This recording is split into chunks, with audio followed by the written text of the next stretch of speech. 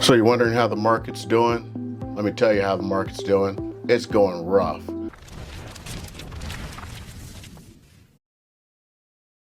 Hey everybody, it's Eric here out in Las Vegas, busting it hard real for everybody and trying to give you the real scoop of what's going on so you don't make any mistakes in this super hot market.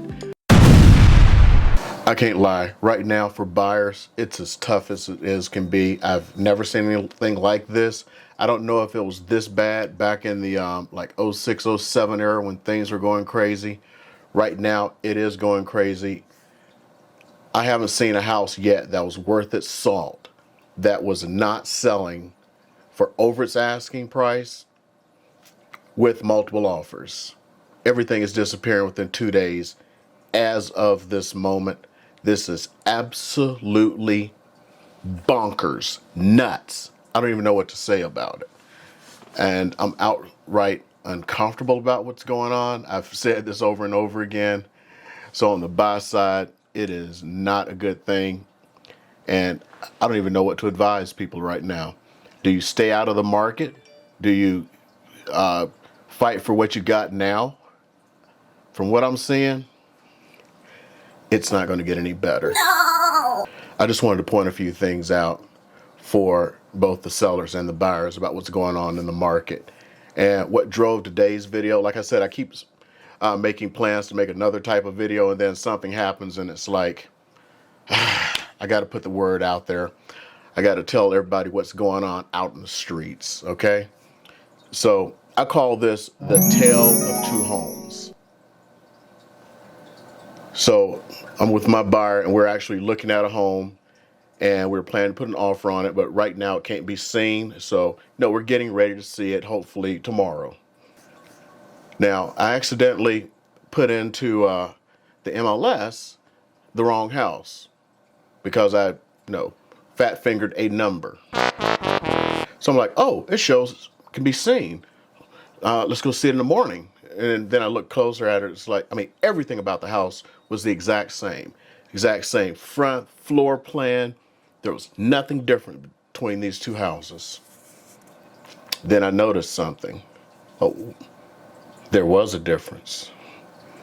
The other house had been on the market for over a month. House we were planning to go to just came on the market. It's already got a bunch of traction and probably multiple offers by now. I can't verify that it has multiple offers just yet, but this market is nuts. So it's like, why does this house have multiple offers and this house has been sitting on the market and they are the exact same house? I mean, you take a mirror, you put them next to each other, it's the same house, same floor plan, same front, even the same color of the house. Why? Now, I don't want to get myself in trouble with the MLS and like put out addresses or anything or like show you pictures of them. So we're going to skip that. Here's what I want to show you, or at least tell you. One house was $325,000 was the list price. The other house was listed at $339,000. I think it was actually $339,900. Just gonna add that extra little on there, right? Guess which one is sitting on the market after a month and the hottest market anyone's ever seen, half a month of inventory, everything disappearing, and which one has multiple offers? Are you done guessing? Well, the answer is the one for $325,000. Now, I've said this before, and I'm going to keep saying it again, and this one goes out to my sellers. It's not your real estate agent's fault that your house didn't sell, unless your real estate agent bought the listing. And we'll get into that one in a second.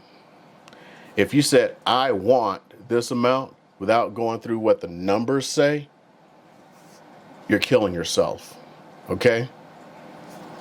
Remember I talked about that perfect house. That was the most perfect house I've ever seen. Is it on the market?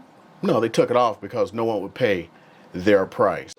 No one's going to pay their price. Yet, People pay their price when they start at that eBay mentality price, aka a price people want to come and see it at. And then it gets bid up and up and up and up, and the craziness ensues. You can't get the craziness to ensue unless a person comes to see your house. Even as crazy as this market is. So right now, I'm going to slide in a little graphic. This graphic it shows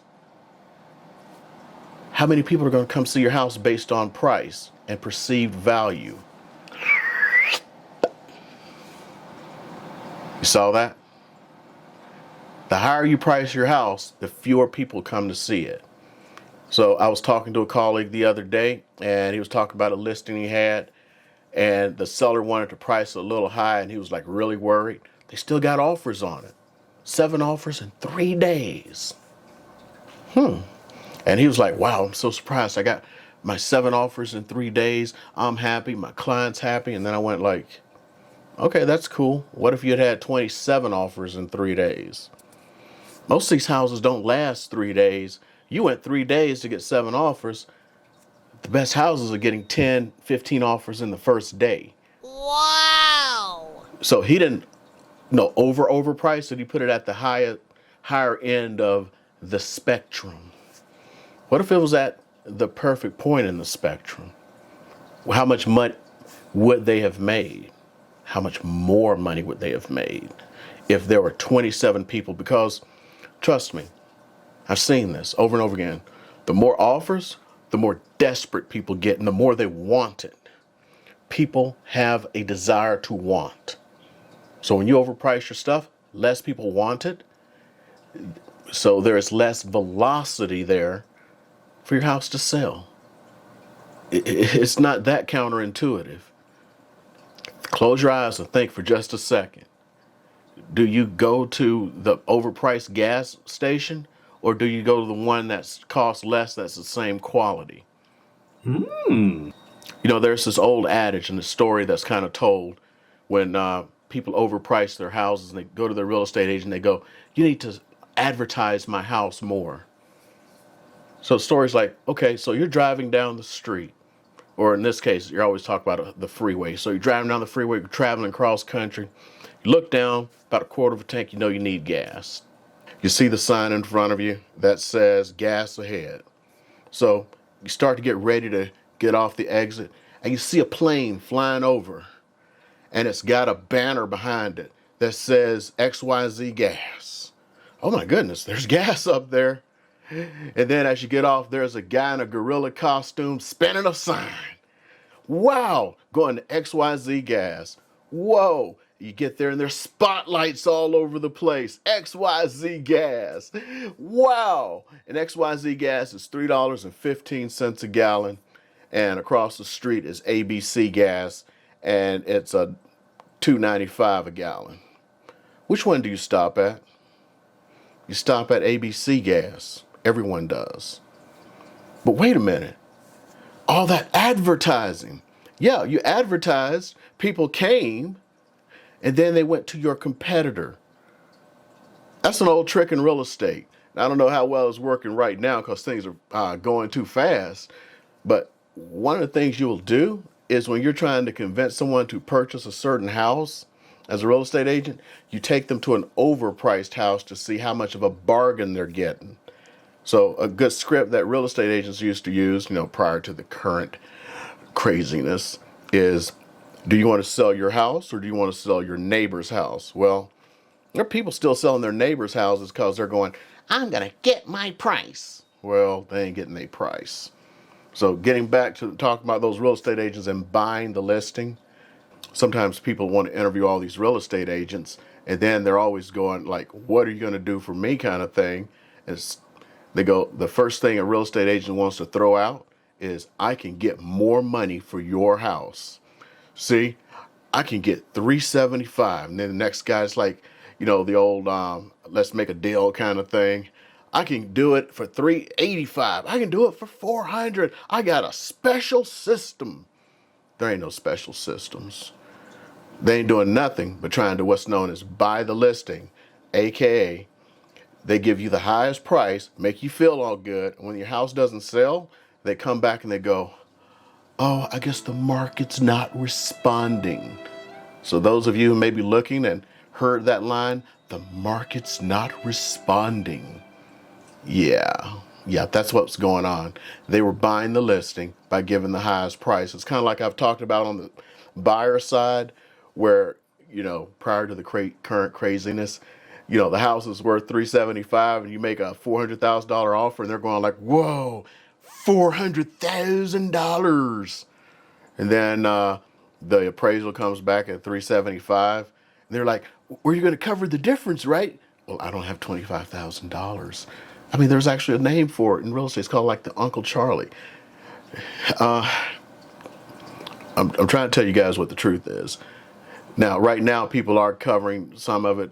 A lot of the offers I'm writing now are, above list, and then waiving some appraisal. Like I'll pay 5,000 over the appraised value up to the offer price. That's kind of like what's going on. Is what's happening.